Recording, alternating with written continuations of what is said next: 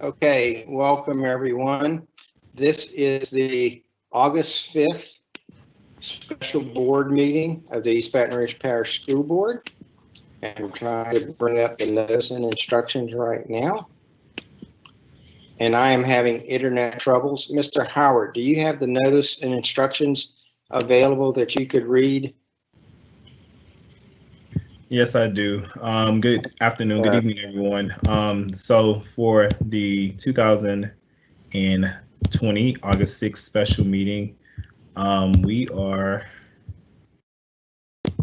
special notice and instructions. The notice is in reference to the East Baton Rouge Parish School Board certification pursuant to Act 302 of the 2020 regular session regarding board member participation by telephone or video as it relates to school board meetings. Please be advised that due to the public health emergency caused by the coronavirus disease 2019, COVID-19, and Act 302, the East Baton Rouge Parish School Board may, for the duration of this emergency, conduct board meetings and committee meetings electronically via telephone and/or video conference. The special meeting scheduled August 6, 2020 at 5:00 p.m. will be streamed live via Microsoft Teams. A link to watch the meeting can be found on the board docs located on the school board's website. A period for written public comment will be provided before the meeting, as well as before each action is taken by the board on an action item. Individuals wishing to make a public comment about any of the posted action items will need to click on the agenda item in board docs and submit via the highlighted public comment hyperlink on the agenda item details. Upon the closing of the comments, board president will read into the record the public comments that have been submitted. Thank you, sir. You're welcome. So now we will call the meeting to order, and I will present the invocation followed by the Pledge of Allegiance by Board Member Ballou. Heavenly Father, please in this time of great uncertainty, remind us of our mission here, both on earth and our mission here as school board members. Everyone in our community is suffering in some degree or another due to the COVID panic and COVID issues, whether or not they are sick, whether or not they are trying to maintain their health, or whether or not they have recovered and have gone through the issues. Please remind us that we are here to serve the children and to keep everyone safe, and let all of our screen off. Let all of our judgments follow that path. In your name we pray.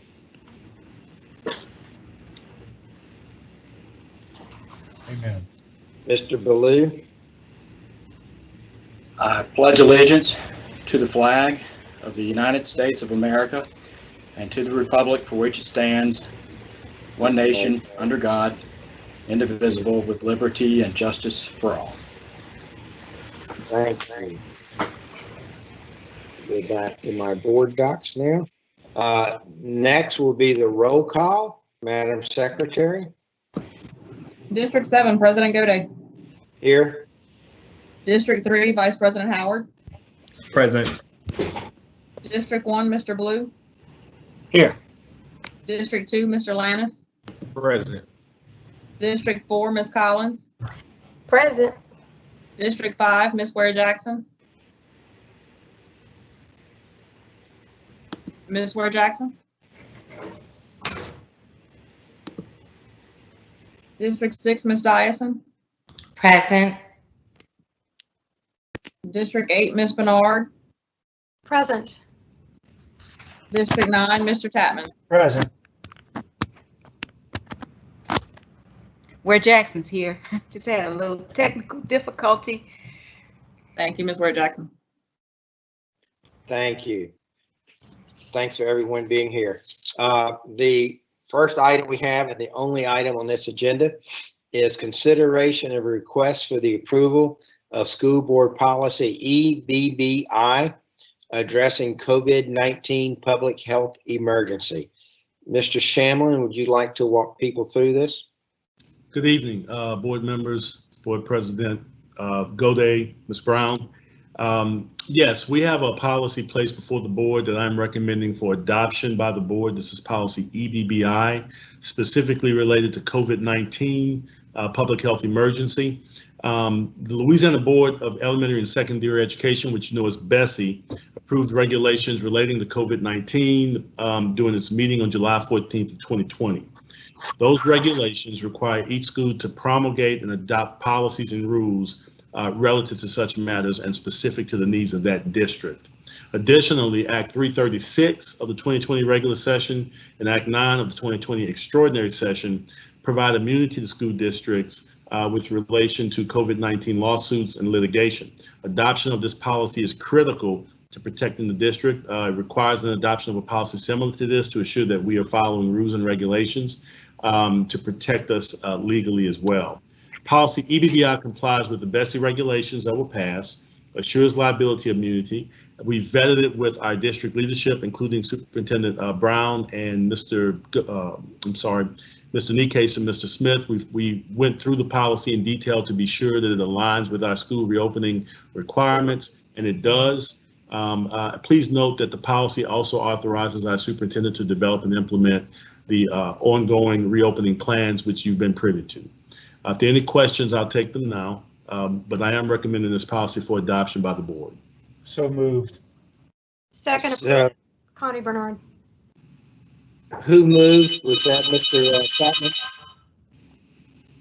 Connie seconded. It was Mr. Tatman.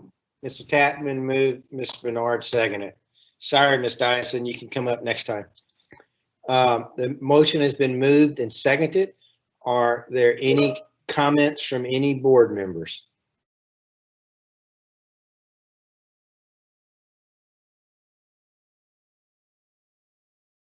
I'm having internet trouble, so Ms. Armand, if there are any comments, would you please let me know? I'm checking, just one second. Request to speak, is that Ms. Collins or is that Ms. Ware Jackson? Ms. Ware Jackson, then Ms. Collins. Yeah, would you simply tell us what that acronym stands for? I had a couple of people ask me what that meant, and I looked and couldn't find it. EBBI, would you just for clarity tell us what that stands for? Sure.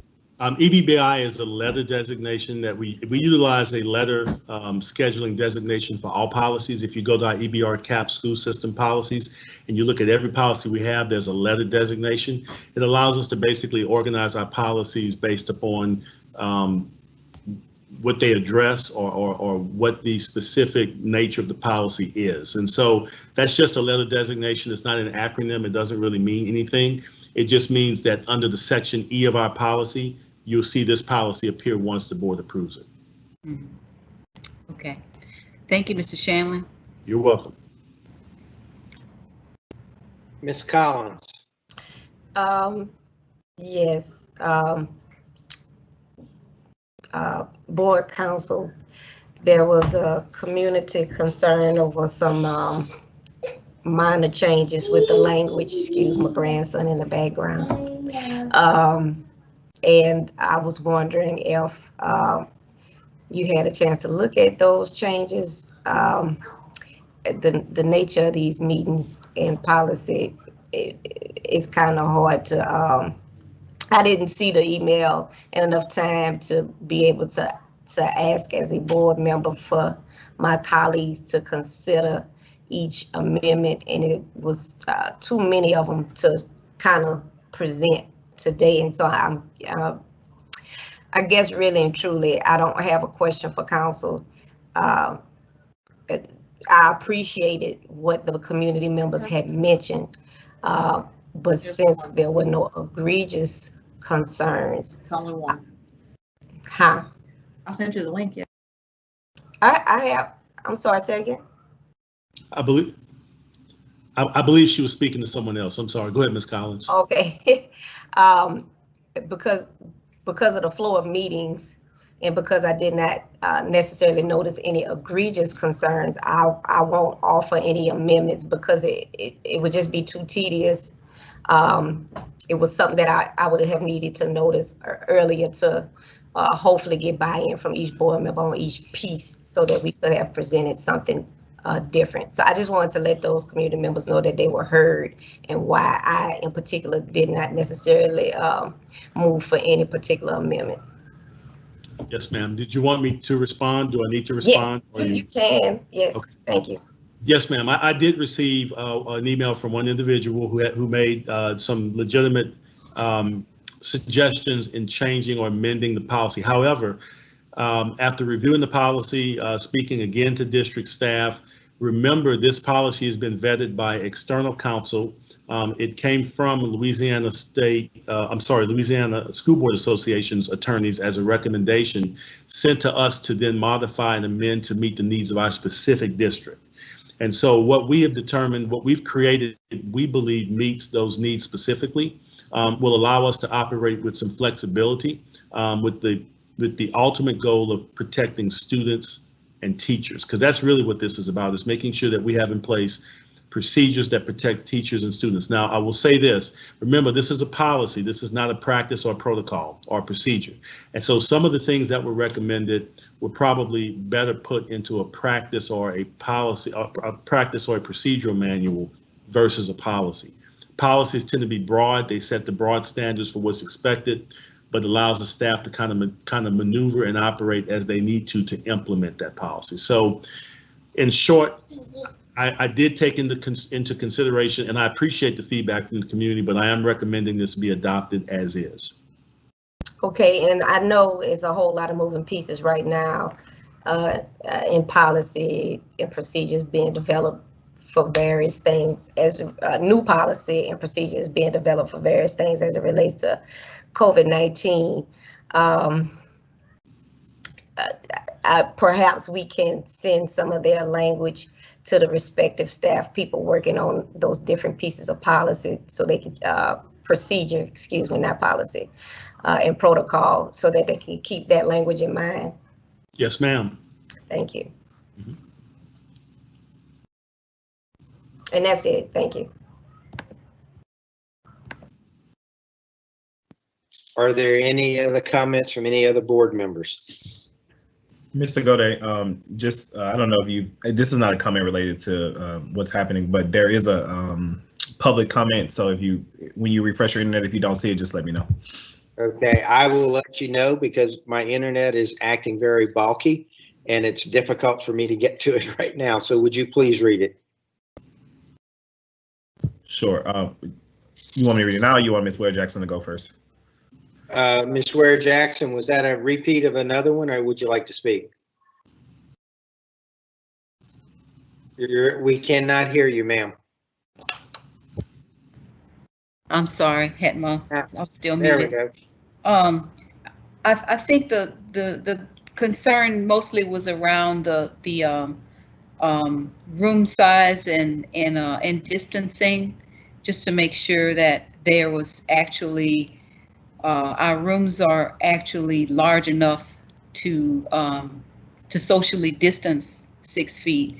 That was like the biggest concern I saw, and actually encouraging kids to wear the mask even though they're not required. And I know that's all in procedure. So, but those were the things that stood out to me, was the concern about small children not being required to, but encouraged to wear masks, especially with some of the new information that's come out recently around children having a certain load of the virus that wasn't known before.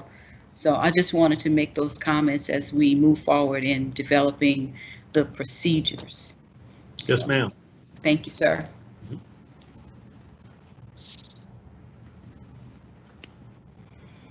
Are there any other comments from any other board members? I have no more requests to speak showing up. So Mr. Howard, would you please read the public comments? Yes, so the public comment, this comes from Colleen Kiesel. I worry that the language of this document leaves school open to ignore distancing recommendations. I suggest a removal irrespective of room size from Part A One, discussing the number of students per room. 25 students in a small classroom will in no way be safely distanced. I also suggest removing space to extent possible from the bus policy. 1 student per bank of bus seats should be the policy until a vaccine has been made widely available. As it stands, this policy is a good step forward, but does not seem safe enough to return my children to school. I plan to keep my pre-K and first grade at home in virtual schooling until we have a vaccine. Thank you. Seeing no other comments, and I'm relying on Mr. Howard, who graciously read for us, to refresh to make sure there are no other comments. And if not, we will go back to the board. The board is clear. So back to the board. Are there any other comments from the board members? Seeing none, Madam Secretary. And please be aware, Madam Secretary, I do not have, I'm sorry, Mr. Lannis, would you like to speak before we vote? Yes, sir. President Gode, quick question for council. So as it currently reads, students are not mandated to wear masks inside of the schools, but it is a strong requirement or request from us. Is that correct? I'm sorry, Ms. Lannis, so you make sure I understand your question. It's about the mandate with relation to masks? Yes, sir. Yes, sir. Just asking about the mask. And if that is the case, my next question would be, does that coincide with the citywide ordinance from the mayor's office? Because the mandate specifically says that you must wear a mask. Yeah, this is based on recommendations from the state and also from our school board, State School Board Association. Younger students are where we have some flexibility, specifically if you know, for example, kindergartners, pre-K, first graders, where it might be a little more difficult to require them to have a mask on all day. The older students, it is possible to have a mandate, and I believe it's written into the policy. So this is really, I think what you're speaking of is really more the flexibility being allowed for younger students. Mm-hmm. And to answer your question, these are recommendations we're following from the state, as well as from our school board association.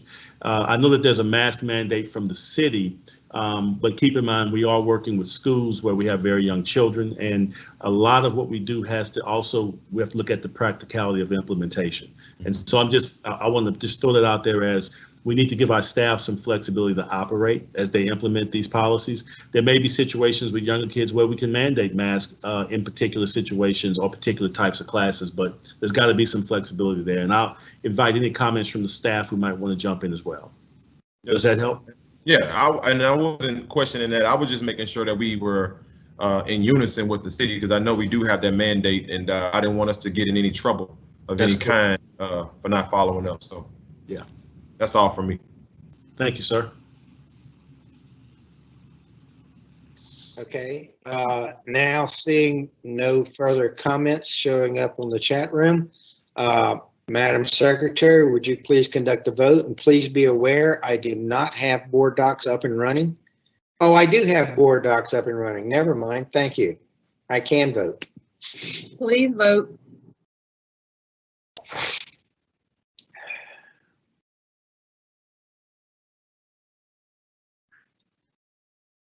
Mr. Blue? Yes. Mr. Lannis? Mr. Lannis? Yes, that's a yes for me, April. However, I'm in the wrong meeting. I'm supposed to be in a special meeting. I'm in the actual regular committee of the whole, so that's a yes for me. Okay, thank you. Mr. Howard? Yes. Ms. Collins? Yay. Ms. Ware Jackson? Yes. Ms. Dyson? Yes. Mr. Gode? Yes. Ms. Bernard? Yes. Mr. Tatman? Yes.